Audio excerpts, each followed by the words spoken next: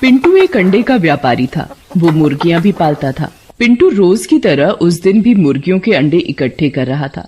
तभी उसे अंडों के बीच एक सोने का अंडा मिलता है। अरे वाह, सोने का अंडा! ये तो सोने का अंडा देने वाली मुर्गी की कहानी की तरह सच हो गया मेरे साथ भी। राधा, ओ राधा, जल्दी आओ और देखो आज मुझे क्या मिला है। जी आ रही हूँ। अरे आना जल्दी से, तू भी देखेगी तो खुशी से झूम उठेगी। राधा जल्दी जल्दी घर से बाहर आती है और मुर्गियां जहाँ रखी रहती हैं वहाँ पहुँचती है। अरे क्यों इतना गला फाड़ रहे थे? अब बताओ ऐसा क्या हीरे तुम्हारे हाथ लग गए जो तुम्हें 2 मिनट भी सब्र नहीं हो रहा? अरे बात ही कुछ ऐसी है मेरी जलेबी बाई। फिर पिंटू राधा को सोने का अंडा दिखाता है। ये देख, क्यों रह गई ना आंखें फटी की फटी। अब तो हमारे भी अमीर होने के दिन आ गए। एक बारी पैसा आने दे, फिर देख शिमला हिमाचल सब जगह घुमाऊंगा। वो सब तो ठीक है, पर ये अंडा आया कहाँ से यहाँ? अरे तू आम खाना, गुठली क्यों गिन रही है? अरे अंडा आया है तो देने वाली मुर्गी भी तो होगी। क्यों ना हम वो मुर्गी ढूंढ कर बेच दें या उससे अंडा निकाल कर बेच दें। अरे बेवकूफ, वो कहानी का अंत नहीं देखा क्या? सोने का अंडा भी जाएगा और मुर्गी भी है। और अगर किसी को पता लग गया कि हमारे पास ऐसी कोई मुर्गी भी है तो डाका और पड़ जाएगा हमारे घर में। तो क्या करें फिर? इस सोने के अंडे को संभाल के रख देते हैं जब तक कि ये फूटने लायक ना हो जाए। क्या पता सोने के अंडे में से सोने की मुर्गी ही निकल जाए, ये भी तो हो सकता है? हाँ, ये तो तुमने 1 नंबर की बात की। हो तो तुम स्मार्ट, बट देखने में ही भोंदू लगते हो। फिर राधा उस अंडे को संभाल कर रख देती है। अब तो हम भी माला माल होने वाले हैं। क्यों ना मैं ये बात साहूकार को बता के रखूं। इस दिन भी सोने की मुर्गी इस अंडे में से निकलेगी। मैं तुरंत अच्छे दामों में बेच दूंगा। फिर रात को राधा सो जाती है, पर पिंटू अपने ख्वाब में ही जग रहा होता है। तभी राधा की आंख खुलती है। अरे तुम सोए नहीं अब तक? ऊपर से ये लाइट जलाकर रखी है, आधी रात गए। सोना नहीं है क्या? सवेरे काम पर नहीं जाना?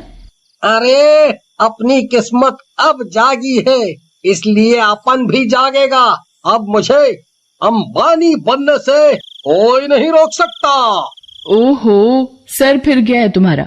जागो, जगना है तो, पर मुझे सोने दो, और उसके लिए ये लाइट का बंद होना बहुत जरूरी है। राधा उठकर लाइट बंद करती है और वापस सो जाती है। अगली सुबह होते ही मुर्गे बांग देने लगते हैं। चिड़िया के चहकने और मुर्गे की बांग से राधा की नींद टूट जाती है।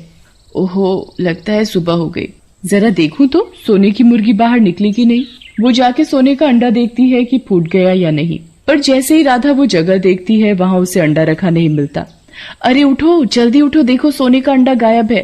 पिंटू रात भर जागता रहा और भोरम भोर सोया तो उसकी नींद नहीं टूट रही थी। क्या है, सोने दे मुझे। तो रात भर खर्राटे लगा के सो रही थी और अब मेरी नींद खराब कर रही है। अरे आलस कुमार, उठकर देखो, सोने का अंडा गायब है। अरे वो गायब नहीं है, मेरे बेड के नीचे है। रात को मैंने ही रख दिया था, मुझसे सब्र नहीं हो रहा था। हद है तुम्हारी भी।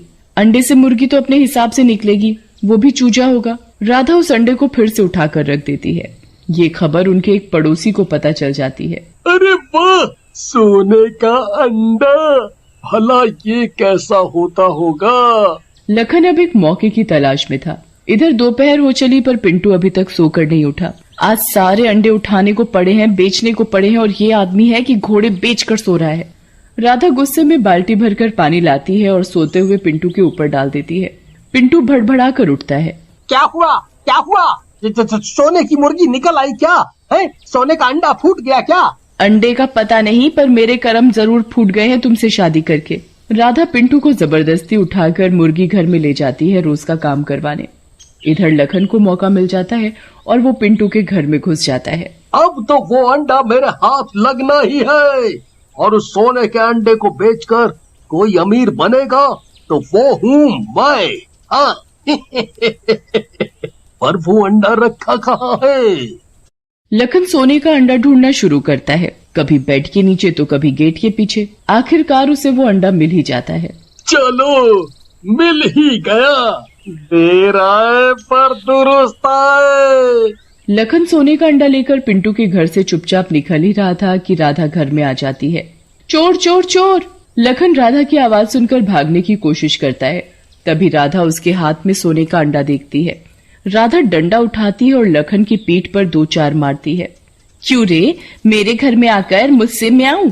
दे मेरा अंडा, वरना वापस मैं शोर मचा दूंगी कि तू मेरे घर में चोरी करने आए है। अरे चोरी कैसे? अगर तू सबको चिल्ला के बुलाएगी तो मैं भी सबको बताऊंगा इस अंडे के बारे में।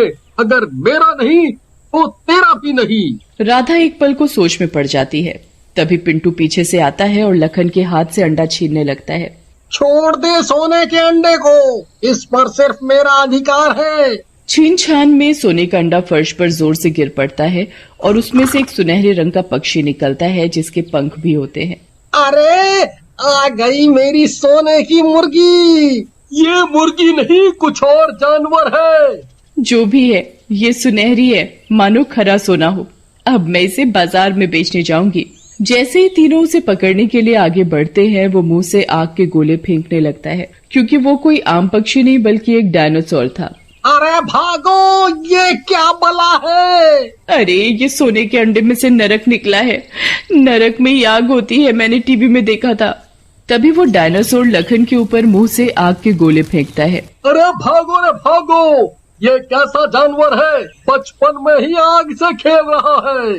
तीनों लोग डायनासोर की आग से डर के घर के बाहर भागने लगते हैं।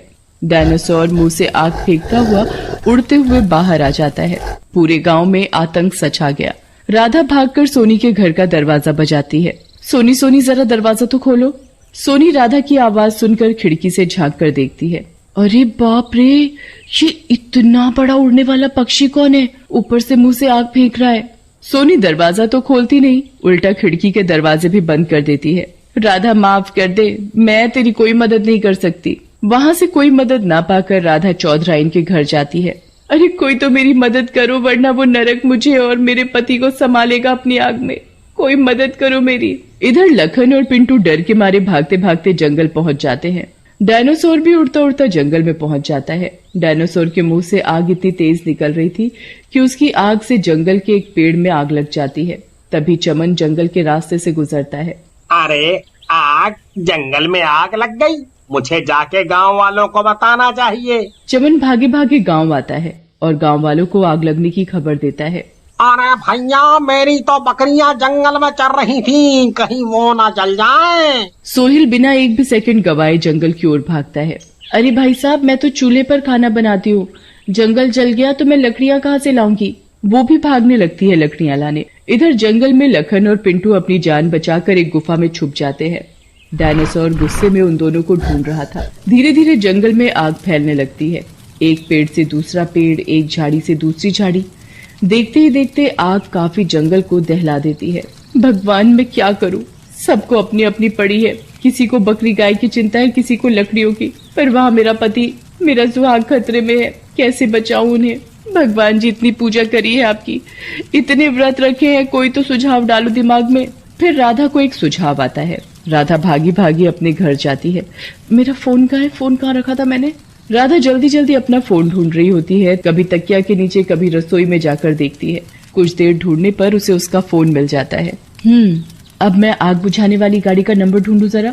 गूगल पर तो सब मिलता है, वैसे भी हर मर्ज की दवा मिल जाती है इंटरनेट पर, तो ये नंबर भी मिलेगा ही। राधा इंटरनेट से नंबर ढूंढकर फायर ब्रिगेड बुलाती है फोन करके। कुछ ही देर में सायरन बजाती हुई फायर ब्रिगेड आ जाती है।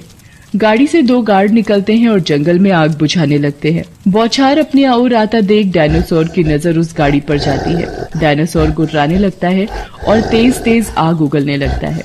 फायर ब्रिगेडियर डायनो के मुंह पर लगातार पानी मारते रहते हैं, जिससे उसे सांस लेने की भी फुर्सत नहीं मिलती। परेशान होकर वो आसमान में ऊंचा उड़ने लगता है और उड़ते उड़ते पता नहीं कहाँ चला जाता है। पिंटू दोबारा कभी सोने के अंडे के लालच में नहीं पड़ता और ईमानदारी से अपना काम करने लग जाता है।